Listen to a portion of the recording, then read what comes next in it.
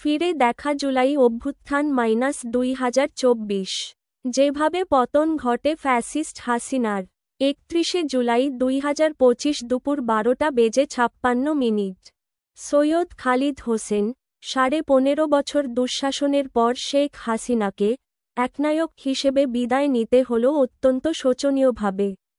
ছাত্র জনতার গণ আন্দোলনের মুখে তার শাসনের পতনের পেছনে দুর্নীতি, ফ্যাসিস্ট হয়ে ওঠা, একগুঁয়েমি, অহংকার ও অতি আত্মবিশ্বাস ছিল অন্যতম কারণ। টানা ক্ষমতায় থেকে একক কর্তৃত্বের শাসনে হাসিনার সরকারকে সম্পূর্ণভাবে জনবিচ্ছিন্ন করে ফেলে পশ্চিমা বিশ্বকে শত্রু বানিয়ে শেষ পর্যায়ে ভূরাজনীতিতেও প্রায় একা হয়ে পড়েছিলেন তিনি। অবশেষে গণ আন্দোলনের মুখে গত বছরের 5 আগস্ট হাসিনা দেশ ছাড়তে বাধ্য হন। হাসিনার পতন হলেও সাধারণ মানুষের আশা আকাঙ্ক্ষা পূরণ হয়নি।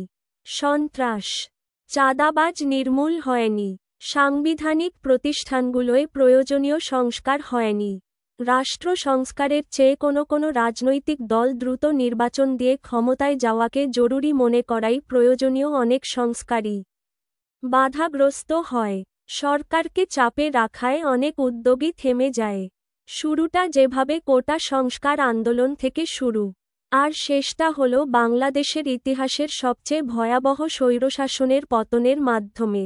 1972 সালে বাংলাদেশে সরকারি চাকরির ক্ষেত্রে প্রথম কোটার প্রবর্তন করা হয়। 2018 সাল পর্যন্ত সরকারি চাকরির ক্ষেত্রে মোট কোটা ছিল 56%, যার মধ্যে মুক্তিযোদ্ধা কোটা 30%, নারী কোটা 10%, জেলা কোটা 10%, ক্ষুদ্র নৃগোষ্ঠী কোটা 5% ও প্রতিবন্ধী কোটা 1%। তবে সমস্যা যেটা হয় তা হচ্ছে বেশিরভাগ চাকরি প্রত্যাশীদেরই ছিল না কোনো কোটা, অর্থাৎ তাদের সবার প্রতিযোগিতা করা লাগত মাত্র 44% সিটের জন্য। এই বৈষম্যের কারণে 2018 সালের জানুয়ারি থেকে ঢাকা বিশ্ববিদ্যালয়সহ দেশের প্রায় সবগুলো পাবলিক বিশ্ববিদ্যালয়ের শিক্ষার্থীরা আন্দোলনে রাস্তায় নামেন। তাদের দাবি ছিল কোটা সংস্কার করা, যেন মেধার ভিত্তিতে নিয়োগের সুযোগ তৈরি হয়। এছাড়া তখন সরকারের বিরুদ্ধে এ অভিযোগও ওঠে যে এই কোটার ব্যবহার করে সরকার তার অনুগত লোকদের সব খাতে বসাচ্ছে যেন সব ক্ষেত্রেই আওয়ামী লীগ সরকারের নিয়ন্ত্রণ থাকে। শিক্ষার্থীরা শান্তিপূর্ণভাবে দেশের বিভিন্ন স্থানে সড়ক অবরোধ করে অবস্থান নেন তাদের দাবির জবাবে। তৎকালীন কৃষিমন্ত্রী মতিয়া চৌধুরী সংসদে দাঁড়িয়ে বলেন, মুক্তিযোদ্ধারা কোটা পাবে না তো কি রাজাকারের বাচ্চারা কোটা পাবে? তার এই বক্তব্যের ফলে ফেটে পড়ে ছাত্র সমাজ। আরও জোরদার হয় আন্দোলন। কিন্তু সেই আন্দোলন দমাতে সরকার পুলিশ ও ছাত্রলীগকে দায়িত্ব দেয়। একদিকে পুলিশ টিয়ার শেল ছোড়ে ও লাঠি চার্জ করে, অন্যদিকে ছাত্রলীগের সন্ত্রাসীরা দেশীয় অস্ত্র নিয়ে ঝাঁপিয়ে পড়ে নিরস্ত্র ও সাধারণ শিক্ষার্থীদের ওপর। এ হামলায় বহু শিক্ষার্থী গুরুতর আহত হয়। সামাজিক যোগাযোগ মাধ্যমে হামলার ভিডিও ছড়িয়ে যায় দেশ বিদেশে। সরকার ফেসবুক সহ বেশ কিছু সামাজিক যোগাযোগ মাধ্যম বন্ধ করে দেয়। কিন্তু ইতোমধ্যেই এ হামলার ঘটনা আন্তর্জাতিক গণমাধ্যমের নজর কাড়ে এবং অনেকটা চাপে পড়েই 2018 সালের 4 অক্টোবর কোটা বাতিল করে প্রজ্ঞাপনও জারি করে সরকার। এরপর কেটে যায় 6 বছর। 2024 এর দামি নির্বাচন শেষে চতুর্থবারের মতো সরকার গঠন করে আওয়ামী লীগ। শপথ নেয়ার 6 মাসের মাথায় 5 জুন 2024 তারিখে 2018 সালের জারি করা প্রজ্ঞাপন বাতিল করে দেন বাংলাদেশ সুপ্রিম কোর্টের হাইকোর্ট বিভাগ এবং কোটা পুনর্বহাল করা হয়। ফলে আবারও ফুঁসে ওঠে ছাত্র সমাজ। গত বছরের 5 জুন হাইকোর্ট যখন সরকারি চাকরিতে কোটা বহালের পক্ষে রায় ঘোষণা করেছিল, তৎকালীন আওয়ামী লীগ সরকারের কেউ তখন ধারণাও করতে পারেনি যে পরবর্তী 2 মাসের মধ্যে তাদের টানা 1.5 দশকের শাসনের পতন ঘটে যাবে। ক্ষমতাচ্যুত হওয়ার পর হাসিনার ছেলে সজীব ওয়াজেদ জয় একটি আন্তর্জাতিক সংবাদ মাধ্যমে বলেছিলেন, আমাদের কেউ ভাবেনি এ আন্দোলন শেষ পর্যন্ত সরকার উৎখাতের দিকে গড়াবে। হাইকোর্টের রায়ে ক্ষোভ প্রকাশ করে আন্দোলন শুরু করেছিলেন বিশ্ববিদ্যালয়ের শিক্ষার্থীরা। প্রথম দিকে তাদের দাবিকে সেভাবে আমলে নেয়নি আওয়ামী লীগ সরকার। বৈষম্যবিরোধী ছাত্র আন্দোলনের ব্যানারে সারা দেশের পাবলিক বিশ্ববিদ্যালয়ের ছাত্ররা রাস্তায় নামে। এবারও তাদের দাবি কোটা সংস্কারের। সরকারের বেশ কিছু মন্ত্রী বলেন তাদের দাবির পক্ষে সুপ্রিম কোর্টে আপিল করা হয়েছে এবং বিষয়টি প্রক্রিয়াধীন রয়েছে। শিক্ষার্থীদের ধৈর্য ধরতে বলেন তারা। শুনানির দিন ধার্য করা হয় ৭ আগস্ট। কিন্তু ছাত্রদের বুঝতে আর বাকি ছিল না যে এটা সরকারের একটা কৌশল কোটা পুনর্বহাল করার। কারণ বিচার ব্যবস্থা থেকে শুরু করে প্রশাসনের সব ক্ষেত্রই আওয়ামী লীগ সরকারের অনুগত। তাই তাদের দাবি ছিল সংসদে আইন পাশ করে কোটা প্রথা সংস্কার করা। ২০২৪ সালের ১৪ জুলাই চীন সফর পরবর্তী সংবাদ সম্মেলনে শেখ হাসিনা আন্দোলনকারীদের রাজাকারের নাতিপুতি বলে অভিহিত করেন। তার এই বক্তব্যের প্রতিক্রিয়ায় সেদিন রাতেই উত্তাল হয়ে ওঠে ঢাকা বিশ্ববিদ্যালয়, জাহাঙ্গীরনগর বিশ্ববিদ্যালয় সহ দেশের প্রায় সব পাবলিক বিশ্ববিদ্যালয়ে। শিক্ষার্থীরা স্লোগান দিতে থাকেন, তুমি কে আমি কে, রাজাকার রাজাকার, কে বলেছে কে বলেছে, স্বৈরাচার স্বৈরাচার। শিক্ষার্থীদের এই স্লোগানকে ইস্যু করে একে একে উস্কানিমূলক বক্তব্য দিতে থাকেন নিষিদ্ধ আওয়ামী লীগের সাধারণ সম্পাদক ওবায়দুল কাদের। পতিত সরকারের সাবেক শিক্ষামন্ত্রীর মহিবুল হাসান চৌধুরী নৌফেল সহ অনেকেই। ওবায়দুল কাদের তার এক বক্তব্যে বলেন, এসব রাজাকারদের প্রতিহত করতে ছাত্রলীগই যথেষ্ট। তার এই উস্কানিমূলক বক্তব্যের পর নিষিদ্ধ সংগঠন সভাপতি সাদ্দামের নেতৃত্বে দেশীয় অস্ত্র নিয়ে ঠিক ২০১৮ এর মতো এবারও সাধারণ শিক্ষার্থীদের ওপর হামলে পড়ে। ছাত্রলীগ লাঞ্ছিত করা হয় নারী শিক্ষার্থীদেরও। তবে এবার আর শিক্ষার্থীরা চুপ থাকেনি। তারাও পাল্টা প্রতিরোধ গড়ে তোলে। সাধারণ শিক্ষার্থীদের প্রতিরোধের মুখে বিশ্ববিদ্যালয়ের হলো ছেড়ে পালাতে শুরু করে। ছাত্রলীগের নেতাকর্মীরা একে একে দেশের প্রায় সব পাবলিক বিশ্ববিদ্যালয়কে ছাত্রলীগ মুক্ত ঘোষণা করে। সাধারণ শিক্ষার্থীরা নিরস্ত্র আবু সাইদকে কাছ থেকে গুলি করে হত্যায় আন্দোলনের গতি বাড়ে। ছাত্রলীগের চেষ্টা বিফলে গেলে মাঠে নামে পুলিশ। তারা শিক্ষার্থীদের ওপর লাঠিচার্জ করে, টিয়ার শেল নিক্ষেপ করে, এমনকি ছড়রা গুলিও চালায়। একে একে সব বিশ্ববিদ্যালয় পরিণত হয় রণক্ষেত্রে। এমন অবস্থায় রংপুরের বেগম কোকেয়া বিশ্ববিদ্যালয়ের শিক্ষার্থী আবু সাইদকে পুলিশ নিরস্ত্র অবস্থায় খুব কাছ থেকে গুলি করে হত্যা করে। সামাজিক যোগাযোগ মাধ্যমে দ্রুত ছড়িয়ে পড়ে আবু সাইদের হত্যার ভিডিও। এতদিন চুপ থাকলেও আবু সাইদের মৃত্যুর পর মাঠে নামে বেসরকারি বিশ্ববিদ্যালয়ের শিক্ষার্থীরাও। শুধু বেসরকারি বিশ্ববিদ্যালয় নয়, সারা দেশের স্কুল ও কলেজের শিক্ষার্থীরাও যোগ দেয় আন্দোলনে। রাজধানীর রামপুরা, উত্তরা, যাত্রাবাড়িসহ দেশের অনেক জায়গায় শুরু হয় তুমুল সংঘর্ষ। ১৭ তারিখও ইস্ট ওয়েস্ট, ব্র্যাক, এমআইএসটি বিশ্ববিদ্যালয় ও ইম্পেরিয়াল কলেজের ছাত্রসহ সারা দেশে অন্তত ১০ জন নিহত হয়। পরদিন অর্থাৎ ১৮ জুলাইও চলে সংঘর্ষ। রামপুরায় বিটিভির ভবনে ধরিয়ে দেয়া হয় আগুন। হেলিকপ্টার থেকে ছোড়া হয় গুলি। একের পর এক খবর আসতে থাকে ছাত্র হত্যার। সামাজিক যোগাযোগ মাধ্যমে ছড়িয়ে পড়তে থাকে এসব ভিডিও।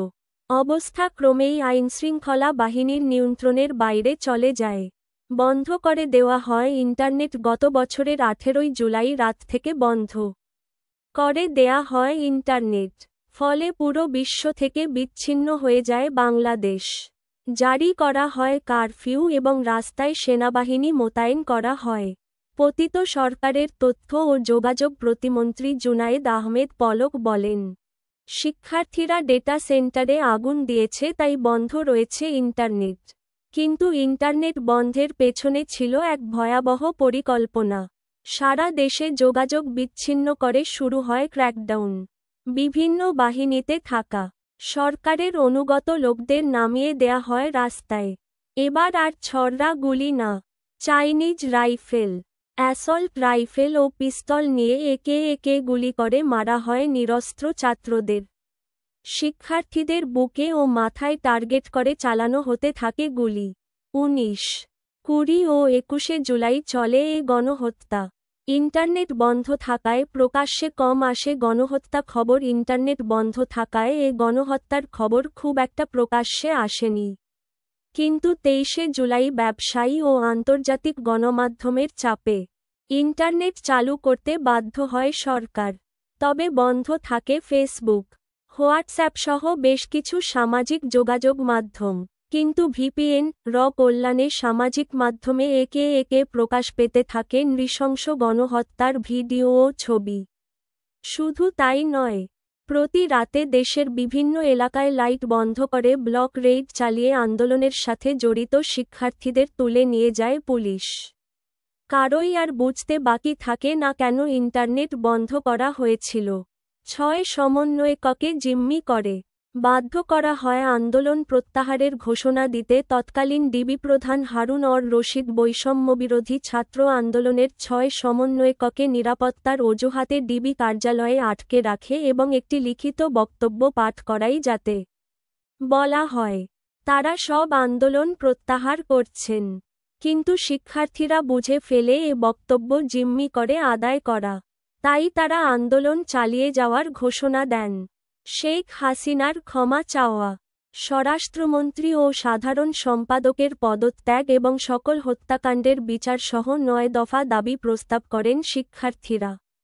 মেট্রোরেল পরিদর্শনে হাসিনার কান্নায় ক্ষোভ আরও বাড়ায় ফ্যাসিস্ট হাসিনা। একে একে বিটিভি ভবন ভাঙচুর হওয়া মেট্রোরেলের স্টেশন পরিদর্শনে গিয়ে কান্না করেন, যা শিক্ষার্থী, অভিভাবক এবং শিক্ষকদের মধ্যে জন্ম দেয় চরম ক্ষোভ।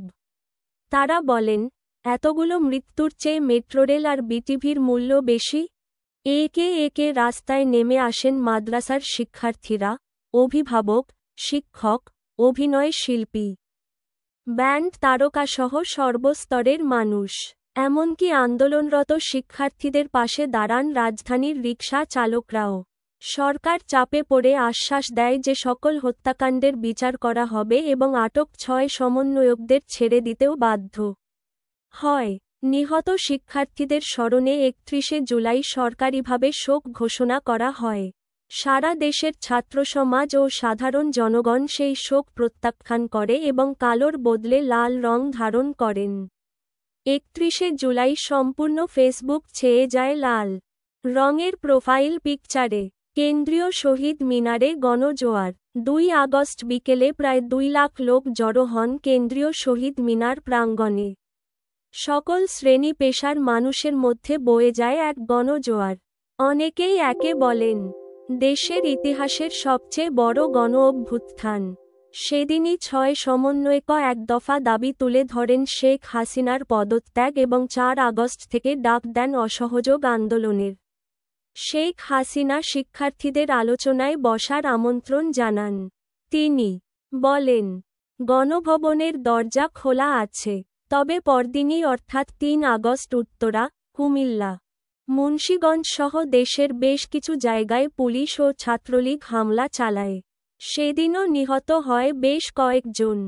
3 তারিখ রাতেই ওবায়দুল কাদের আওয়ামী লীগের নেতাকর্মীদের নির্দেশনা দেন পরদিন থেকে প্রতি ওয়ার্ডে ওয়ার্ডে প্রতিরোধ গড়ে তুলতে। এদিকে সেনাপ্রধান জেনারেল ওয়াকার উজ-জামান এক জরুরি বৈঠকে বসেন সেনা কর্মকর্তাদের সাথে। সেই বৈঠকে সিদ্ধান্ত নেয়া হয় সেনাবাহিনী আর গুলি চালাবে না, তারা সাধারণ মানুষের পাশে থাকবে। আর সিদ্ধান্তের পরই পরিস্থিতি পাল্টে যায় ছাত্রদের পক্ষে। 3 ও 4 আগস্ট মরণ কামড় দেয় সরকার। 3 আগস্ট রাতেই ডিবির হারুন বিভিন্ন সময়ে উদ্ধার হওয়া প্রায় 1500টি অবৈধ অস্ত্র তুলে দেয় ছাত্রলীগ, যুবলীগ ও আওয়ামী লীগের নেতাকর্মীদের হাতে। 4 আগস্ট রোববার সকাল থেকেই অসহযোগ আন্দোলনে যোগ দেয় শিক্ষার্থীসহ নানা শ্রেণী পেশার মানুষ। আন্দোলনকারীরা জড়ো হতে থাকে শাহবাগ, সায়েন্স ল্যাব সহ দেশের বিভিন্ন জায়গায়। বেলা 11টার পর থেকেই তাণ্ডব শুরু করে অস্ত্রধারী আওয়ামী লীগ। যুবলীগ ও ছাত্রলীগের নেতাকর্মীরা এবং এ দিন পুলিশ কোনো স্থানে কিছুটা নিষ্ক্রিয় ভূমিকা পালন করে। সম্পূর্ণ কোটা আন্দোলনে এই 4 আগস্ট ছিল সবচেয়ে রক্তাক্ত। এই দিন শিক্ষার্থীসহ শতাধিক মানুষের মৃত্যু হয়। এই দিন দেশের বিভিন্ন জায়গায় ছাত্রলীগ কর্মীদের আক্রমণ থেকে শিক্ষার্থীদের রক্ষায় ভূমিকা রাখে সেনাবাহিনীর সদস্যরা। ফলে আওয়ামী লীগের সন্ত্রাসীরা পিছু হটতে বাধ্য হয়। Long march to Dhaka 6-9। 5 August. 4 August দুপুরে ঘোষণা আসে 6 August long march to Dhaka অনুষ্ঠিত হবে। তবে সারা দিনে চলা তাণ্ডবের কথা বিবেচনা করে 6 সমন্বয়ক ঘোষণা দেন পরদিনই অর্থাৎ 5 আগস্ট হবে লং মার্চ টু ঢাকা। আরও ঘোষণা আসে, যদি সরকার আবার ইন্টারনেট, মোবাইল নেটওয়ার্ক বন্ধ করে দেয়, অথবা 6 সমন্বয়ককে যদি হত্যা বা গুমও করে ফেলে, তবুও যেন এই লং মার্চ অব্যাহত থাকে। তারা সারা দেশের সাধারণ জনগণকে সেদিন রাস্তায় নেমে আসার আহ্বান জানান। তাদের আহ্বানে সাড়া দিয়ে রাতেই ঢাকার দিকে যাত্রা শুরু করে মানুষ।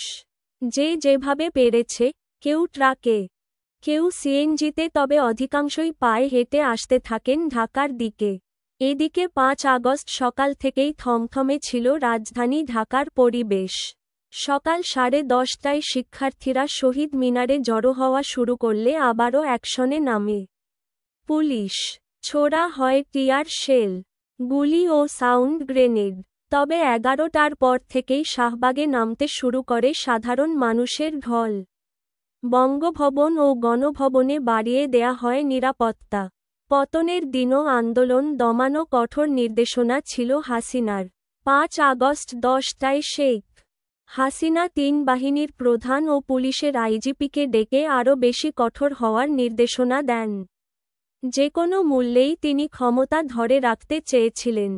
সেনাপ্রধান ওয়াকার উজ্জামান শেখ হাসিনাকে পদত্যাগের উপদেশ দেন এবং বলেন, পরিস্থিতি পুরোপুরি নিয়ন্ত্রণের বাইরে। আইজিপিও বলেন, পুলিশও বেশি সময় কঠোর অবস্থান ধরে রাখতে পারবে না। শেখ হাসিনার বোন শেখ রেহানা ও পুত্র জয়ও বলেন পদত্যাগ করতে। পরে তিনি পদত্যাগে রাজি হন এবং জাতির উদ্দেশ্যে একটি ভাষণ রেকর্ড করতে চান। শাহবাগে তৈরি হয় জনসমুদ্র। হাসিনাকে সময় বেঁধে দেওয়া হয় 45 মিনিট।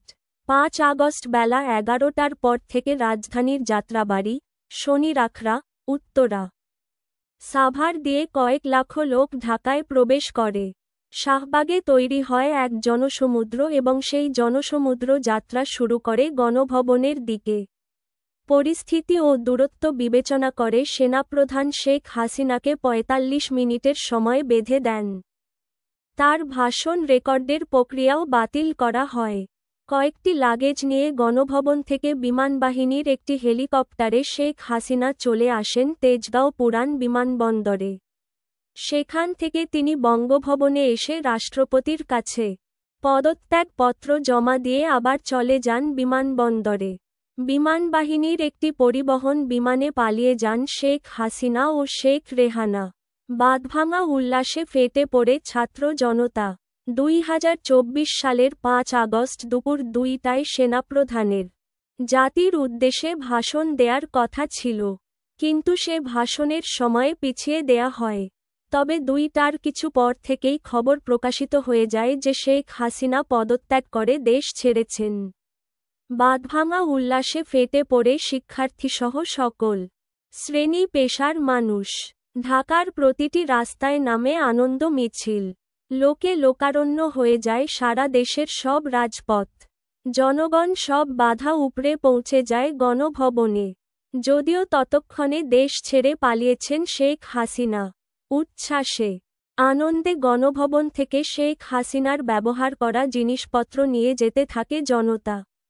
যদিও সেদিন রাতের মধ্যেই প্রায় 80 ভাগ জিনিস ফিরিয়ে দেন সাধারণ মানুষ। বেলা 3:30 সেনাপ্রধান জেনারেল ওয়াকার উজ্জামান আনুষ্ঠানিকভাবে জানান যে শেখ হাসিনা পদত্যাগ করেছেন এবং শিগগিরই দেশে একটি অন্তর্বর্তীকালীন সরকার গঠন হবে এবং সেই সরকারের অধীনে হবে নির্বাচন। আর এভাবেই পতন হয় বাংলাদেশের ইতিহাসের সবচেয়ে বড় ফ্যাসিস্ট ও স্বৈরশাসনের